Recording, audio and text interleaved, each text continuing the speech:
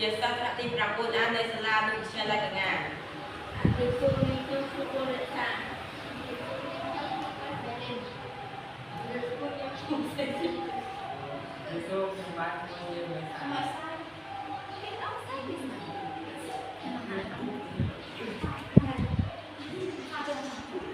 ទី2មកធ្វើការបង្ហាញអំពីប្រធានបទការដាំដំណាំបន្លែសុខភាព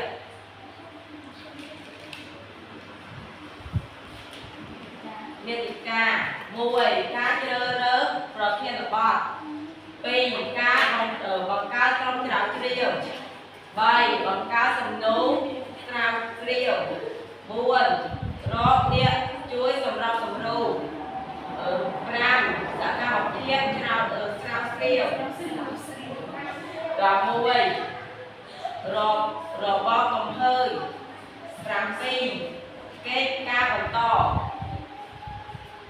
1ការជ្រើសរើសប្រធានបទការដាំដំណាំសុខភាព2ការបង្កើតក្រុមស្រាវជ្រាវក្រុមក៏នេះជាបញ្ជីឈ្មោះក្រុមស្រាវជ្រាវក្រុមទី3ការបង្ហាញអំពីទី2ទាវ1ដោយបដាដែលហៅថាបន្លែសុខភាព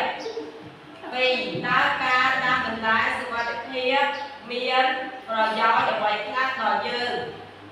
3ចូលរៀបរាប់ពីដំណាក់កាលនៃការដាំបន្លែ4បង្ហាញពីប្រភេទបន្លែផ្សេងដែលអូនបានដាំ5ចូលរៀបធៀបបន្លែគីមីនិងបន្លែសុខភាព4រកអ្នកជួយសម្រាប់សម្រួលនេះជាការពិភាក្សាក្រុមនិងមានការសម្របសម្រួលពីលោកគ្រូអ្នកស្រីជ្រាវ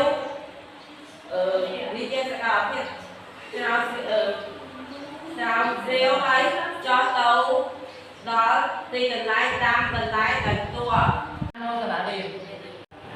1ជួយដល់សុខភាពទូទៅឲ្យកាន់តែប្រសើរ2បង្កើនអង់ទីប៊ីយ៉ូទិកប្រឆាំងបាក់តេរី3បង្កើនរង្វាន់ភាពសាម4មិនបារម្ភពីការពុលចំណីអាហារ5ជួយការពារបរិស្ថាន6សម្បូរសារធាតុចិញ្ចឹមសំខាន់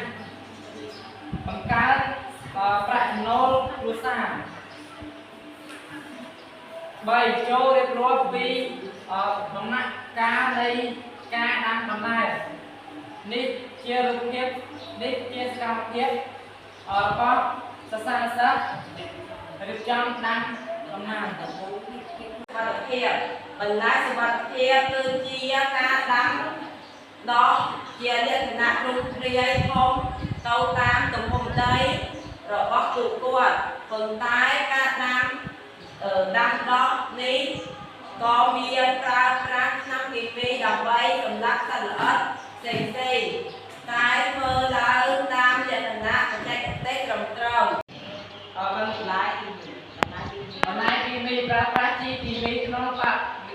រិមាណច្រើនហួសកម្រិតដើម្បីឲ្យបន្លែឆាប់ធំ